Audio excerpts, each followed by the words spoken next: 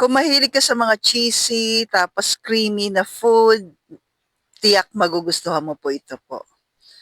Napakadali lang gawin. So, una magigisa po tayo ng sibuyas. Tapos, add na po natin yung ating meat. Bacon slice po ito na pork.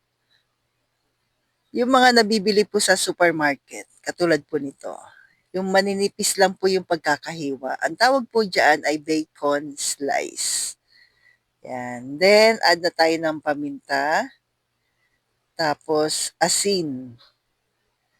Sa asin po, pwedeng rock salt, pwedeng sea salt, pwede rin namang Himalayan salt. So, any salt po na nabibili. Tapos, mushroom, pero mas okay sana yung fresh kung meron. Pero, pag wala, yun po. Yung mga slice na mushroom na nabibili sa supermarket. Then, tomato paste. Sama na natin sa paggisa. So, para sa akin, mas gusto ko talaga na ginigisa yung tomato paste para iwas yung asim. Alam niyo po ba yun? Ayoko kasi na medyo maasim po yung aking meal kapag may tomato paste. Tapos, then add tayo ng konting tubig lamang. Konti lamang po. Kasi mabilis lang naman maluto ito. Yan, halu-haluin lang po.